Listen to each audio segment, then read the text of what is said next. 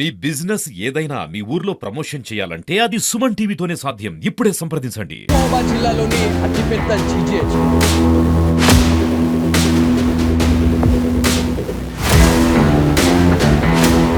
ప్రభుత్వ ఆసుపత్రిలో అసలు ఏం జరుగుతుంది? నిజామాబాద్ జీజీహెచ్లో ఆత్మహత్య కలకలం రేపింది. అసలు దీనికి గల కారణాలు ఏంది, అసలు ఏం జరిగింది అనే దానిపైన అయితే నిజామాబాద్ 1 టౌన్ అధికారి అయినటువంటి మనకి రఘుపతి గారు అయితే రావడం జరిగింది. సార్ అసలు ఏం జరిగింది? నిజామాబాద్ జీజీహెచ్లో ఆత్మహత్య జరిగిందని చెప్పేసి ఒక ఇన్ఫర్మేషన్. సో అసలు ఏం జరిగింది సార్, అసలు డీటెయిల్ ఏంటి? మనకి లక్ష్మణ్ అని అందాజ 50 సంవత్సరాల వయసు గల వ్యక్తి. ఆయన 7వ తారీఖు ఇక్కడ హాస్పిటల్లో ట్రీట్మెంట్ కోసం జాయిన్ కావడం జరిగింది. అతను బాడీ స్వెల్లింగ్ వస్తుందని చెప్పేసి రీజన్ తోటి జాయిన్ కావడం జరిగింది. అతనికి ట్రీట్మెంట్ 2nd ఫ్లోర్లో జరుగుతూ ఉన్నది. ఈరోజు ఉదయం వాళ్ళ భార్యని లేపి టీ తీసుకురమ్మని చెప్పేసి పంపించి తను వరండాలో వాక్ చేస్తా అని చెప్పేసి చెప్పడం జరిగింది. కానీ 6th ఫ్లోర్కి వెళ్ళి అక్కడ నుంచి జంప్ చేసే క్రమంలో వాళ్ళు సెక్యూరిటీ సిబ్బంది కూడా అబ్జర్వ్ చేసి అతన్ని రెస్క్యూ చేసే ప్రయత్నం చేసినారు వాళ్ళు. బట్ వాళ్ళు రీచ్ అయ్యే లోపల ఇతను అక్కడ నుంచి జంప్ చేయడం జరిగింది. అంటే జీవితం పైన విరక్తి చెందే ఈ ఆత్మహత్య చేసుకున్నాడా అనేది మన నిర్ధారణకి వచ్చిందా? అది హెల్త్ ప్రాబ్లమ్స్ తోటి చనిపోయినట్టుగా ప్రాథమికంగా నిర్ధారణకు రావడం జరిగింది. ఫర్దర్ ఇన్వెస్టిగేషన్ చేస్తాం. ఇది మొత్తానికి నిజామాబాద్ జిల్లాలో ఆత్మహత్యలు అనేటివి కలకలం రేపుతూనే ఉన్నాయి. నిజామాబాద్ జీజీహెచ్లో ఇట్లాంటి ఇన్సిడెంట్లు అనేటివి కొత్త ఏం కాదు. కాకపోతే ఆత్మహత్యలకు ఒక అడ్డాగా జీజీహెచ్ అయితే అయిపోయిందని చెప్పి తెలుస్తుంది. ఇక్కడ కొంతమంది మనతో ఫ్యామిలీ మెంబర్స్ అయితే ఉన్నారు. ఫ్యామిలీ మెంబర్స్తో కూడా మనం మాట్లాడే పరిస్థితి అయితే ఉంది. సో 6వ ఫ్లోర్ నుంచి తను ఆత్మహత్య చేసుకున్నాడు, అక్కడ నుంచి దుంకేసి చనిపోయాడు అనేది మనకు తెలుస్తూ ఉంది. సో అసలు ఒకసారి వారితో మాట్లాడే ప్రయత్నమే చేద్దాం.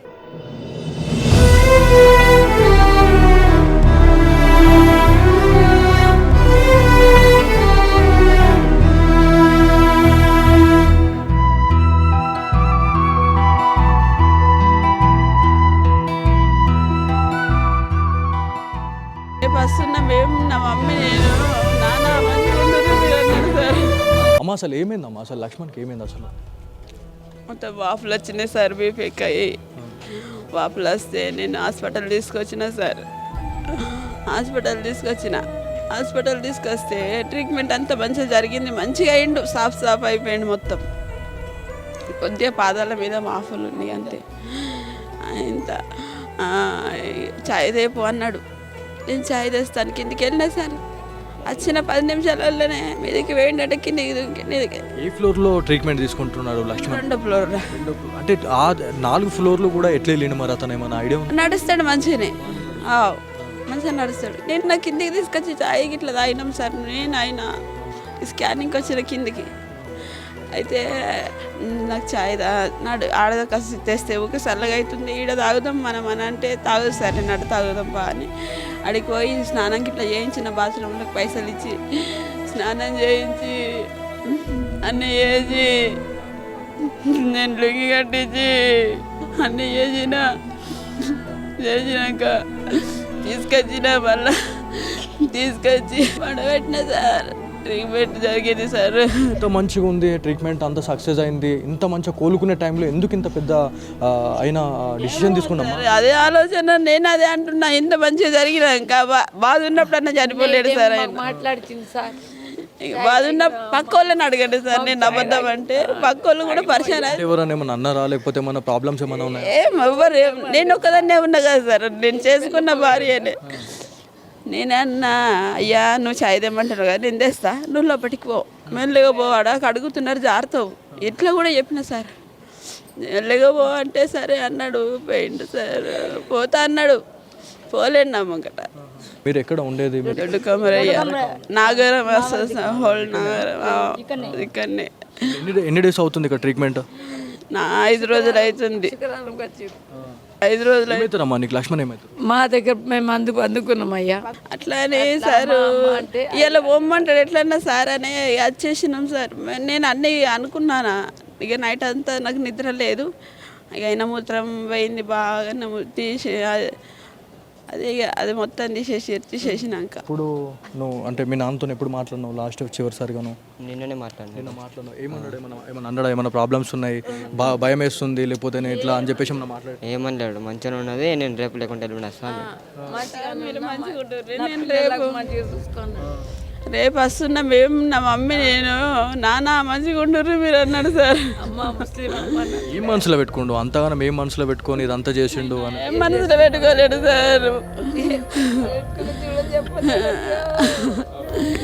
ఏం చెప్పలేడు అయ్యా. నేను మంచిగా నన్ను ఇంకా నా కాళ్ళ దగ్గర పెట్టుకొని నీ కాళ్ళు చల్లగా అవుతాయి అని కాళ్ళ దగ్గర పెట్టి దుప్పటి కప్పుకొని నువ్వు ఇట్లా నా పంట వరకు నువ్వు అంటే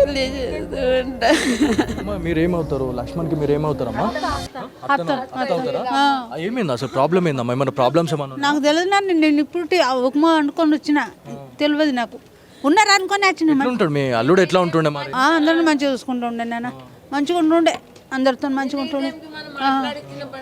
ఇంటికాడ మాట్లాడినా నేను మంచిగా ఉన్నావా లక్ష్మణ్ అంటే మంచిగా ఉన్నా అత్తమ్మ ఇంటికాడనే ఉండు. నేను వాళ్ళ ఇంటికాడ ఉన్నా 5-6 దినాలు ఉన్నా.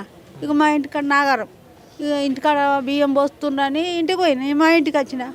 నాకు తెలియదు ఇప్పుడు కూడా మంచిగా ఉన్నారా అనుకొని అయ్యా ఉప్మా వండుకొని వచ్చిన. నేను ఇప్పుడు కూడా మంచిగా ఉండొచ్చు అని ఉప్మా వండుకొని వచ్చిన. నాకు తెలియదు.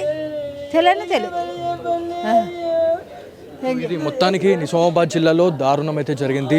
కాకపోతే ఇంకొక 2 రోజులలో డిశ్చార్జ్ అయ్యే టైంలో లక్ష్మణ్ చనిపోవడం అనేది తీవ్ర విషాదం అయితే నెలకొంది అని చెప్తా ఉన్నారు. ఎవరైతే మనకి దాదాపుగా అంటే మనకు ఒక 5 days నుంచి కూడా ట్రీట్మెంట్ అయితే తీసుకుంటున్నారు. కోలుకున్న టైంలోనే దుంకి ఆ పైనుంచి కిందికి దుంకి అయితే తను చనిపోయాడు అనేది తెలుస్తూ ఉంది. సో పోలీస్ ఇన్వెస్టిగేషన్లో భాగంగా ఎలాంటి నిజాలు బయట పెట్టబోతా ఉన్నారు అనే దానిపైన అయితే ఒక చాలా పెద్ద చర్చ అయితే ఉంది. కాకపోతే నిజామాబాద్ జిల్లాలోని జీజీహెచ్లో మాత్రం ఆత్మహత్యలు కలకలం రేపుతూనే ఉన్నాయి. సో ఇది ఇక్కడ ఉన్న తాజా పరిస్థితి. కెమెరా పర్సన్ కార్తిక్తో బాలు, సుమన్ టీవీ, నిజామాబాద్ నుంచి.